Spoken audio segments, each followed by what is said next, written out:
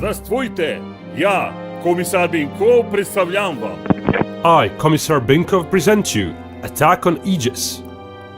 Aegis integrates sensors, weapons and decoys, providing command and enabling quick reaction. By far the most numerous ship class with Aegis is US Navy's Berg destroyer. The system can detect and deal with underwater or surface threats, but the most famous aspect of Aegis are its anti-air capabilities. If enemy is not emitting with own radars, Aegis's SPY-1 radar would try to discover the enemy on its own. The radar has 4 arrays, so 2 of them can always be used against targets coming from one direction. The arrays detect both air and surface contacts while tracking incoming missiles. So what would happen if a single Berg destroyer would come under air attack? It could try engaging enemy planes with missiles from afar if enemy is flying high over a radar horizon. More commonly, enemy planes would fly low even while they are still far out. Of course, attack wouldn't be possible if enemy didn't have prior information of where the naval fleet is. That can't be stressed enough as one of the hardest things to achieve in naval warfare. Enemy planes would turn on their radars and pop up over horizon, so they precisely locate the Berg. A short peek would not be enough for Aegis to endanger them. Anti-ship missiles would be fired. They would fly under the horizon, change their approach path and close in on known location of the ship. They too may peek over horizon to correct their course. Missiles would breach the radar horizon at around 25 kilometers away from the destroyer. If the missiles are all coming from a single direction, the ship would turn its side towards the attacker. It has more radar arrays facing the incoming missiles that way, as well as more weapons available. Several seconds later, the targets would be classified and evolved Sea Sparrow missiles fired. Supersonic attack missiles would be programmed to perform random defensive maneuvers, making their path longer but reducing the chance of being hit.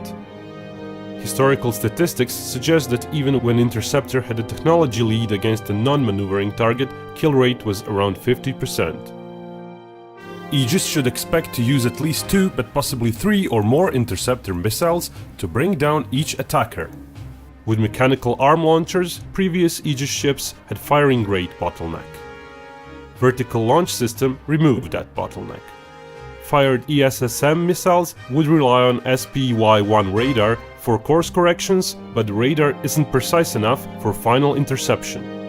For precise guidance, Berg uses 3 small radars which illuminate the targets. The large radar hands off guidance, and usually 3 to 5 seconds of precision guidance is needed for missiles to follow the illuminated target and attempt interception. Single illuminated spot can usually be followed by 2 different interceptor missiles. With 3 illuminators, Berg can attempt to intercept 3 different targets within seconds. Several seconds later, it can attempt interception of 3 more targets if additional evolved Sea Sparrow missiles have been launched. Another bottleneck is number of guidance channels. Radars of similar tech level usually guide 8 to 12 interceptor missiles. 2 Aegis arrays should thus guide up to 24 interceptors at the same time. But some attackers would be hit and guidance channels would periodically be freed up for newly launched interceptors. Aegis would detect contacts crossing the horizon some 36 seconds before they strike the ship. Firing solution would come several seconds later, and first volley of interceptor missiles would be fired.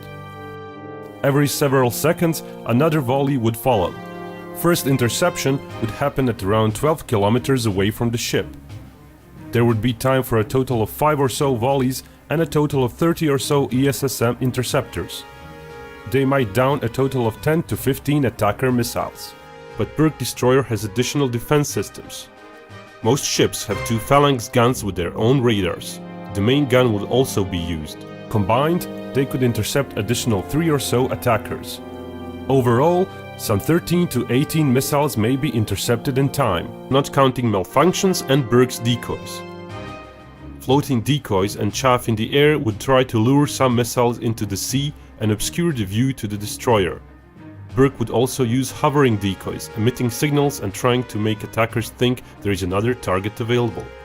Generally, the more advanced the seeker within the attacking missile is, compared to the tech level of the decoy, the less efficient the decoy is.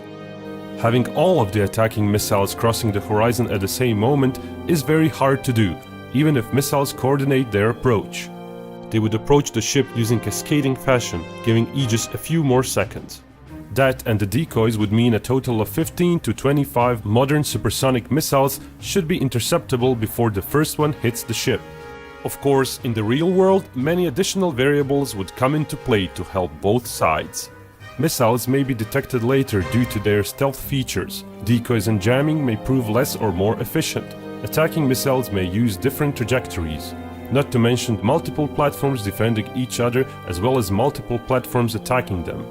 But as this simplified scenario shows, attacking an Aegis ship from the air requires a lot of missiles. But every ship can be sunk.